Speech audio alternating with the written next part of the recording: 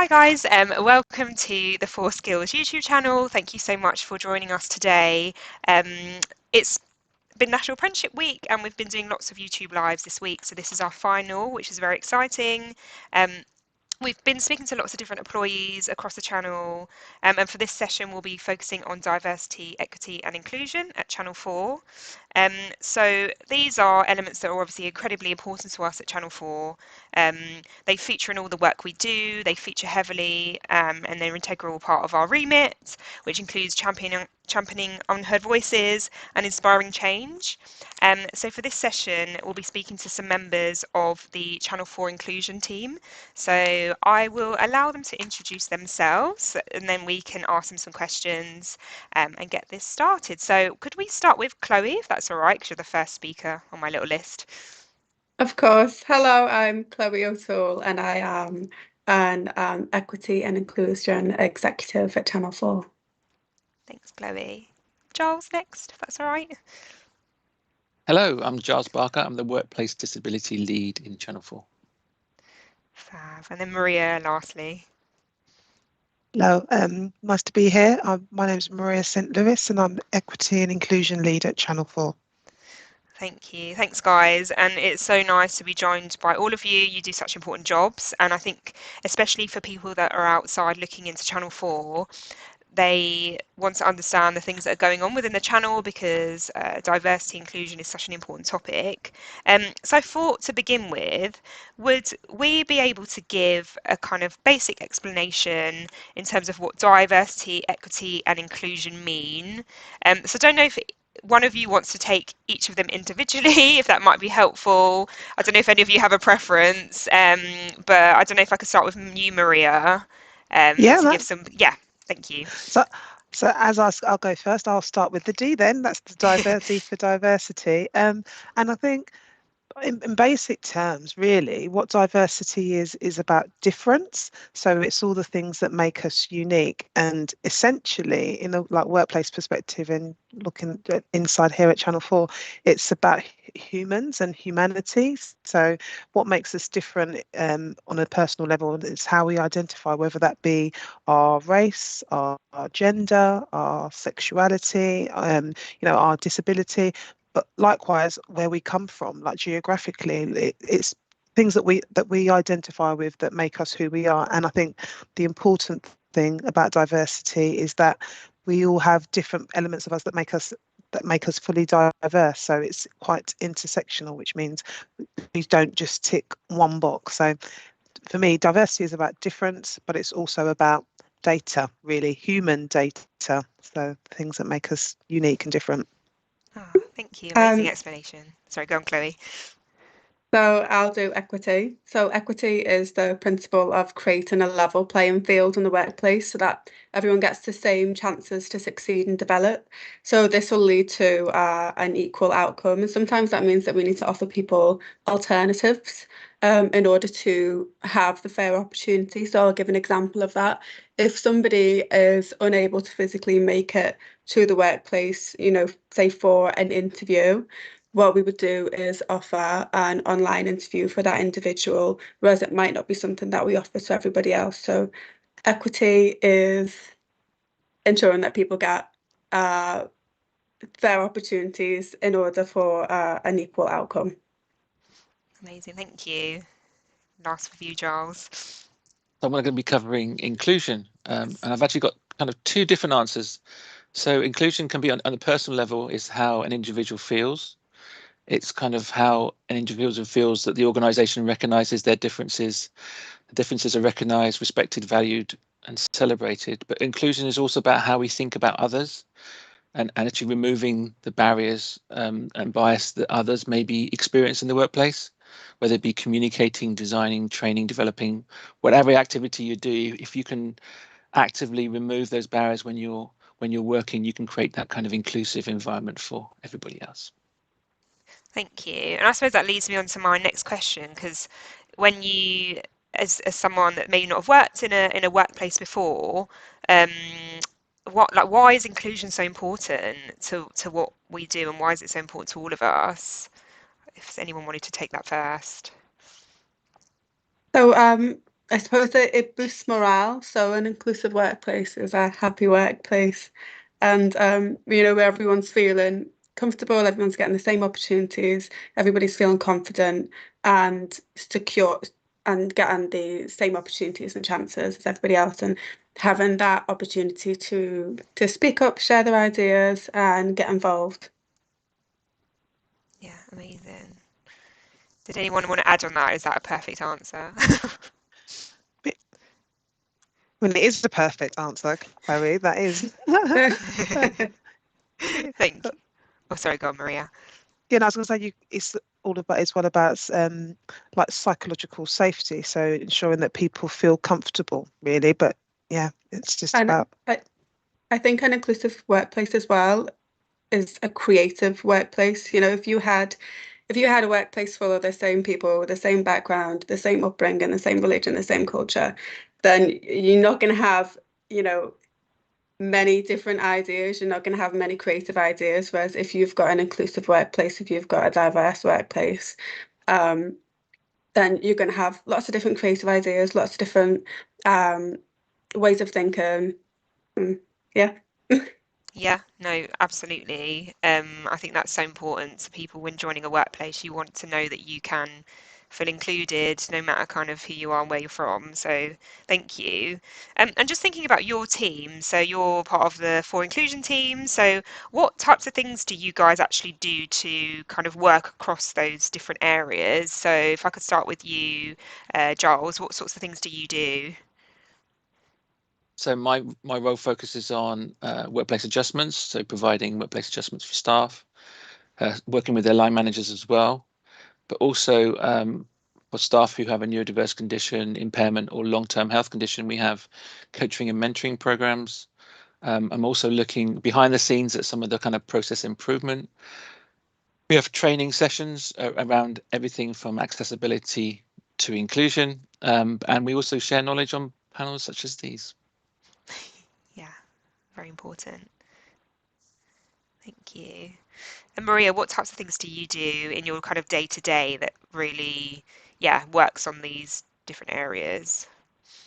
So I kind of mentioned it just before about psychological safety, and that's the idea that Yeah, everyone's feels that they're allowed to, or that they're welcome to speak up about things, or to bring their ideas to the fore. So really kind of ensuring that there's no conversation that is off limits, and that just having rich conversations is just part of the culture at Channel 4.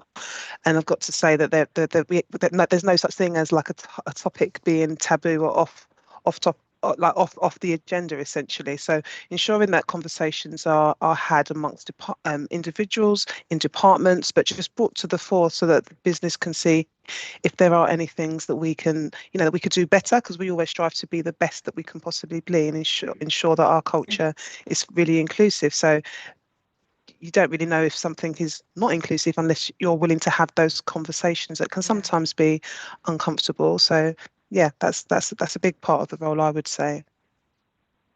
Well, and Chloe, did you have anything to add in terms of what you do day to day?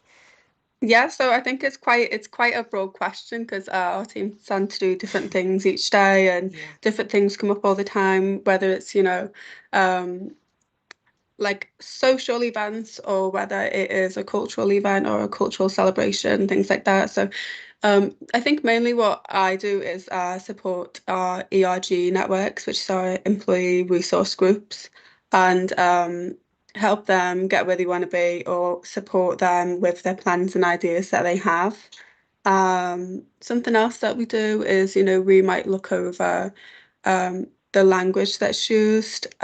We might look at accessibility and talk about, we'll even create like a basic guideline for people to use whilst they're holding events, things like that. So yeah, it changes day to day, but it's an exciting and different job. Gets your mind thinking each day. yeah, you guys sound like you definitely do different things every day, which is really nice. Mhm. Um, And just, I think it's really interesting to probably hear from all of you about how you started your journeys in the industry, or how you got into these types of roles, because like everyone comes from really different backgrounds, and everyone experiences different kind of entry paths. So Chloe, can I start with you, because obviously Yeah, people don't know that are watching, but you were an apprentice before. So would you be able to talk a bit about your yeah. journey at Channel 4 and how you actually got into the team that you're in now from where you started? Yeah, of course. So I applied for an apprenticeship way back in 2016 and I was successful in that. So I was a media apprentice in the Manchester office and I loved it. It was really different. I got so many opportunities. For me, being a small town girl, it was like going on holiday every day. I went into the office because I was like, wow, Manchester's such a big city. So I found it really exciting in like in every way. And the great thing about being an apprentice that, you get paid and you learn as well. You come out with a qualification at the end. And you also get, an opportunity to explore all the different departments, make different connections, and join different communities. So after that, I ended up staying within the Manchester team, which is predominantly a sales team. So I went on to be agency sales assistant to executive. And then whilst I was in the sales team, I was also really involved with the ERG groups, particularly for Purple and for Pride. And whilst I was within those groups, I got the chance to, meet different departments, including the For Inclusion team. So that when the opportunity for secondment came up, I was like, right, I've got to go for it now. And that's how I got here today. Oh, amazing. Like, such a nice story, and I think it just shows that even Mm. like no matter where you start off at Channel 4, you can kind of your paths can really change. Like, you can go into so many different areas. So that's really nice. Um, and could we ask, could I ask the same question to you, Maria? How did you get into the industry and kind of what's brought you here? Yeah, so I grew up in Hackney, and it was like pre gentrification, I've got to say, because it wasn't such a popular part of London when I was growing up. But yeah, I was the first person in my family, I said essentially, 'cause I'm first generation born in this country, that went to university, and I studied media arts and marketing. But I mean, I think I did that at the time because I didn't want to go straight into work. I wasn't really sure where did I want to go into, but the media always was of interest to me. And I think perhaps because in schools, and I hope that it's changed now for young people going to school, but media wasn't really something that was spoken about as a career choice. And when I think back to like when I was at school, didn't really think that other than being a TV presenter or an actress or an actor, I don't think that there was really that much insight, not for me personally, of the different roles that kind of that did exist. And I think that was a personal goal of mine. I wanted to understand and to see what would I be best suited to. And so I went on to study media arts and marketing, which was and I also did an A level in media studies, sorry. So that was my kind of introduction to into what exists within the media and what sort of roles are there. And it was literally as the internet was starting out. I'm giving away but my age a bit here, but yeah, I think when the internet was kind of starting out, because it wasn't around when I was at university, and just remember researching all of the different types of jobs that were available, and it was like a minefield. And I was like, well, why, this is like the best kept secret essentially. So upon finishing my studies, I then joined various media recruitment agencies that were specialized in media companies. And so basically I remember it was a small advertising agency, recruitment agency called Rose Inc. that probably don't exist now, but I remember Rose was lovely, and she took a real shine into me and was like, oh my gosh, it was like, I remember leaving, like we was like on a hugging, like my sort of basing, like very, very media actually. I come to soon learn. But essentially she said, I'm gonna get you a job at Channel 4. You'd fit right in. I mean, I'm not sure if you'd be allowed to say that now, but she was like, you'd fit right in. And I was like, yeah. I said, let's do this essentially. And she got me an interview. It wasn't initially for working in diversity and inclusion, but that was always been something that was really important to me. And it was in the sales department, so similar to Chloe. I started off in commercial, and yeah, I've moved all around within the commercial departments. I've worked on in sales, worked in campaign management, worked in sales development, and just as I've kind of been at Channel 4 more and more, I've just really found out more about the business. And what's kept me here, I would say, is the like the remit, the brand, and more importantly, the people that really do make it such a special place to work. So yeah, I think I've taken up more more time than allowed. No, that's so interesting. Thank you. Like, I love hearing about people's different journeys into the industry. And what about you, Giles? How did you get to Channel 4? I've had a bit of a squiggly career, as I think it's a technical term, squiggly. So after university, I went to work for a small research company in Chiswick. Ended up being the operations manager down there, and we actually had Channel 4 as a customer. And I was actually quite keen to go and work for Channel 4 at that time, and that was probably about 2002, so probably about 20 years ago. And that opportunity just kind of passed me by. And then I started a family, went to work for Transport for London, did quite a lot of work there for surface transport within Transport for London, was there for about 14 years. And then had an opportunity to go and work for BT, and actually ran their disability program in BT, and was there for 2 years. And then an opportunity came up with Channel 4 and said, would you like to come and work for Channel 4? There's a new role, there's a new workplace disability lead in Channel 4. And again, what Maria said, the brand really kind of encouraged me to come and try out. And I've been here for about 9 months now. So probably 20 years later than I probably first expected, but it's been really enjoyable for the last 9 months. Ah, good. We've loved having you, Giles. So that's really nice to hear. Um, So, Chloe, you mentioned earlier the ERGs. So I wondered if, and I know you are all really heavily involved in the ERGs, but I wanted to direct this to you, Maria. Would you be able to kind of explain to our viewers what it is an ERG? And I know you chair the collective, so maybe you could talk a bit about what that means and what you do. Yeah. So to start with, what is an ERG? So it stands for Employee Resource Group, and essentially what it is a group of employees. So it could be anybody within Channel 4 that come together, are united for a particular cause or purpose.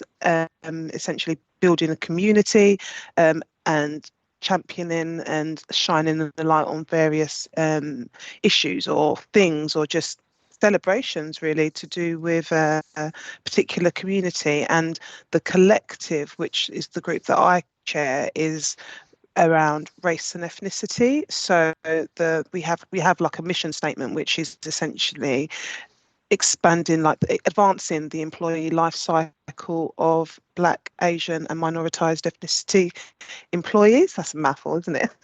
But yeah, so it's about allyship. It's about making noise. It's about lobbying senior leaders. It's about creating, like an environment. I spoke about it before, that are psychologically safe, where you can speak about things that are specific to, and this is with the collective, which is specific to that particular community, but it's open for everyone. So there's no, like, it creates that safe space, which again is something that I always talk about, but being able to talk about issues that are unique to Black community, Asian community and any other ethnicity. But likewise, we have an employee resource group for LGBTQ plus community, for disabled community, for women, for men.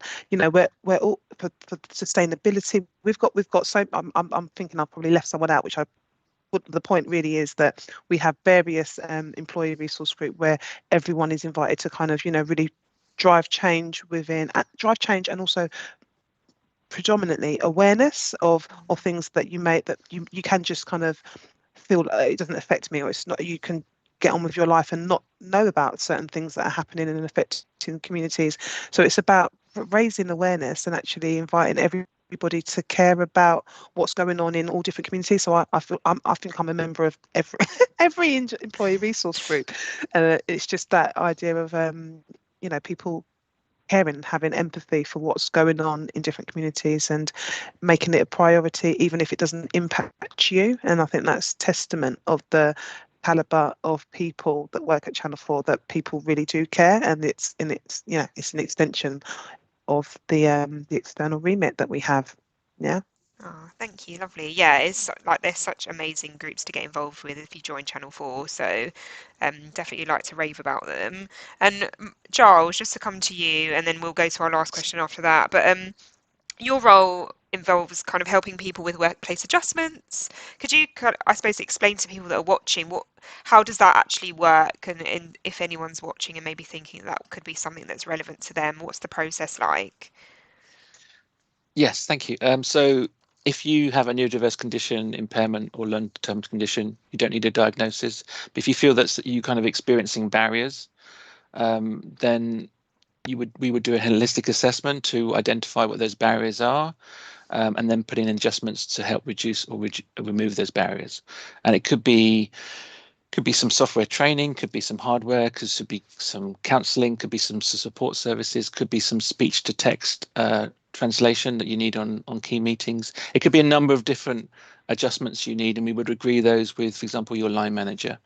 So be supporting you, maybe supporting you to have a confident conversation with your line manager, and also supporting the line manager to make sure that you were getting the right adjustments that you needed. So that's the kind of holistic process that we go through, and it covers both disability and also covers the health and safety. So I'm supported by the health and safety team to cover both physical and mental well-being as well. Amazing, thank you, Giles. That's great to know. And just one last question before we sign off. So, thinking back to when you first started your career, what's one piece of advice you'd give your younger self? So, if I could start with you, Chloe. One piece of advice I'd give to myself is that the only person judging you on your journey is yourself.